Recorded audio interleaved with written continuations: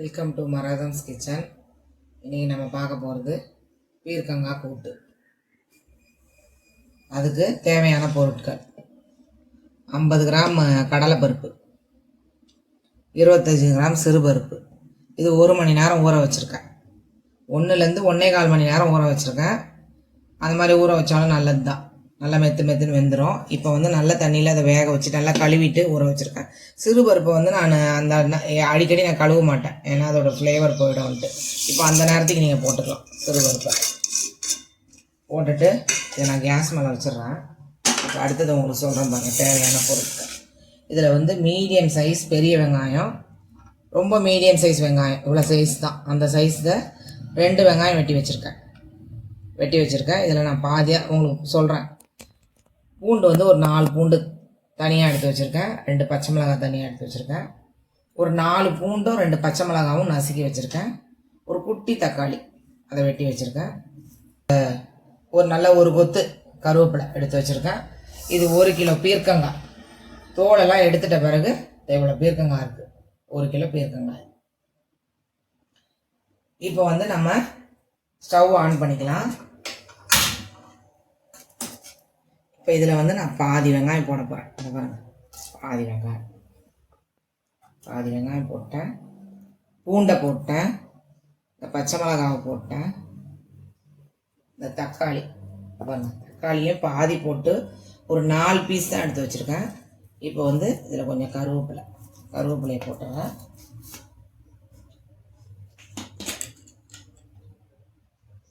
மஞ்சத்தூள் கொஞ்சம் ஒரு பிஞ்சு,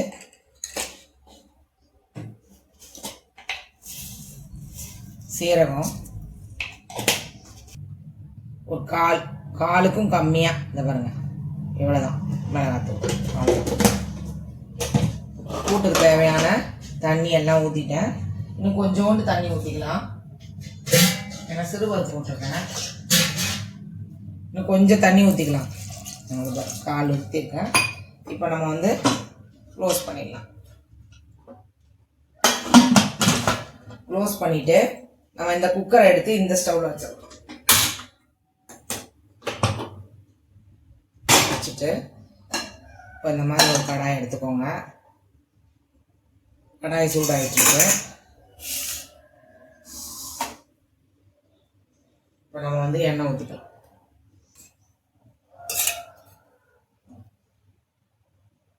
ஒரு குட்டி ஒன்று தான் ஊற்றிருக்கேன். கூட்டுக்கெலாம் ரொம்ப எண்ணெய் தேவையில்ல, சும்மா அந்த வெங்காயமும் அந்த நசுக்கி வச்ச பச்சை மிளகாலாம் வதங்குற அளவு கொண்டு இருந்தால் போதும். நல்லா எண்ணெய் காயட்டும். எண்ணெய் காஞ்சோன்னா நம்ம கடுகை போட்டுக்கலாம். அதுக்குள்ளே அது குக்கர்லேருந்து அது விசில் வந்துடும். கடுகு போட்டாச்சு.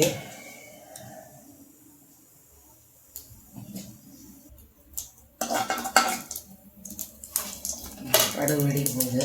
கடுகு வெடிக்க ஆரம்பிச்சிருச்சு.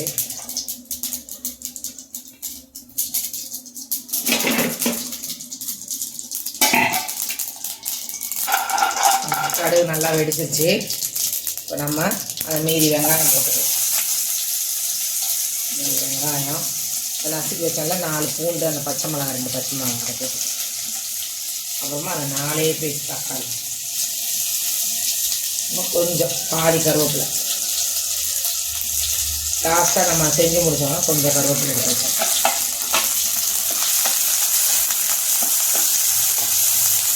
இந்த வெங்காயம், தக்காளி, பச்சை மிளகாய் அதெல்லாம் நல்லா வதக்கிட்டு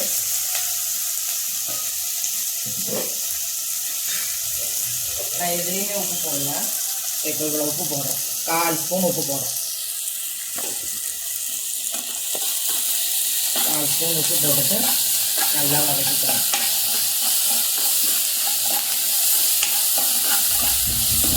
கையிலே தான் வச்சுருக்கேன்.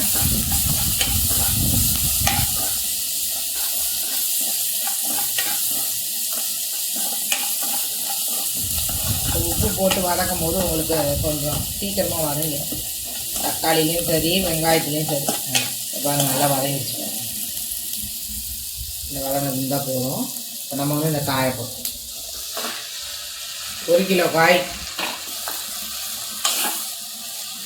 ஆனால் எல்லா கூட்டை விட ஃப்ரெண்ட்ஸ் இந்த கூட்டு சூப்பராக இருக்கும். ஏன்னா பீர்க்கங்காவே ஒரு தனி டேஸ்ட்டு. ஒவ்வொரு காயும் ஒவ்வொரு டேஸ்ட்டு. எல்லா காயும் செய்கிற முறையில் தான் இருக்குது. சாப்பிட்றது நல்லாயிருக்கும். எல்லா காயுமே நல்லா ஃப்ரெஷ்ஷாக வாங்கி செஞ்சு சாப்பிடுங்க. எல்லாம் நல்லா அருசுவையாக இருக்கும். பாருங்க, நான் தண்ணியும் ஊற்றலை. ஏன்னா இப்போ இந்த பீர்க்கங்காலே ஒரு தண்ணி பதம் இருக்கும்.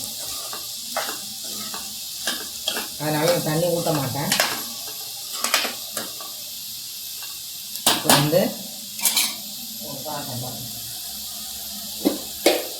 அதில் ஒரு சிட்டிக்கை போட்டேன்னா எவ்வளோ போட்டேன்னா இப்போ இதில் ஒரு பிஞ்சு மஞ்சள் போட்டேன். சீரகம் இந்த நேரத்தில் போட்டால் நல்லா டேஸ்ட்டாக இருக்கும். நசி கூட போடலாம், சும்மா இத்தினூண்டு சீரகம் ஏற்கனவே அதில் தான் போட்டேன்.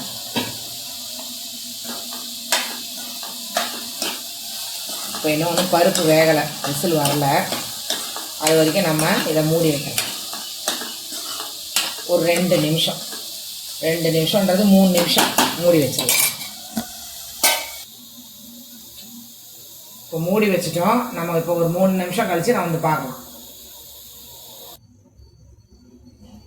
3 நிமிஷம் ஆயிடுச்சுமா. இப்போ நம்ம வந்து மூடியை திறந்துடலாம். இந்த பாருங்க எவ்வளோ தண்ணி இருக்குது பார்த்தீங்களா? இந்த பாருங்க, அதுதான் அப்படியே ட்ரையாக போடுங்க. இது அதுலேயே இருக்கும் பாருங்கள் தண்ணி அடித்தா. இப்போ ஹையில் வச்சுக்கோங்க.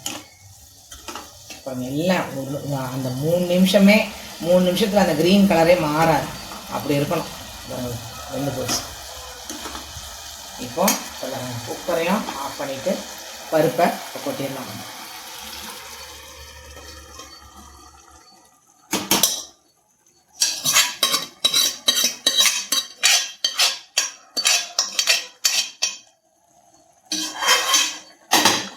பருப்பை அப்படி கொட்டிட்டு ஹைலியே வச்சுக்கோங்க.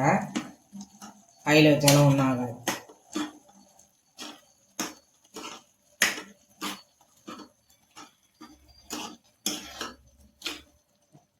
அந்த பயரில் அந்த கடலை பருப்பும் சிறு பருப்பும் வேக வச்சேன் இல்லையா, அதில் இருக்க தண்ணியும் இதில் பாருங்கள் வெறும் அந்த காயோட தண்ணி தான் இருந்துச்சு.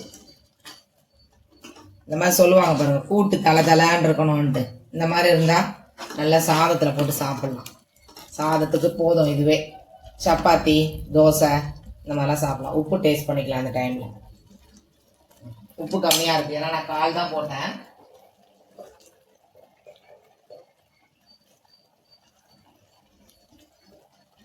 இப்போ ஒரு 1/4 போடுறேன்.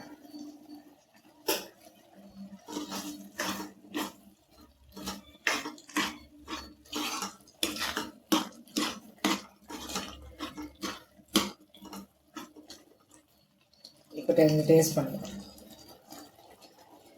கரெக்டாக இருக்கு ஃப்ரெண்ட்ஸ்.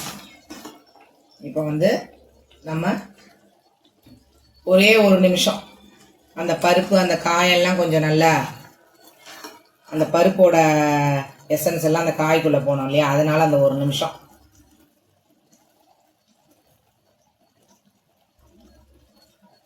ஒரு நிமிஷம் அதை ஆகிறதுக்கு முன்னாடி நம்ம அந்த கருவேப்பிலை போட்டோம்.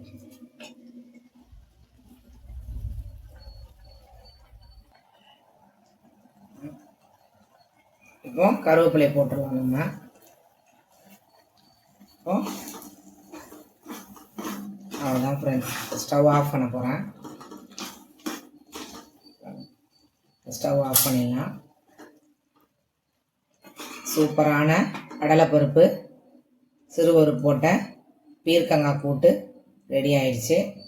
இது உங்களுக்கு பிடிச்சிருந்தா லைக் பண்ணுங்கள், சப்ஸ்கிரைப் பண்ணுங்கள். Thank you friends.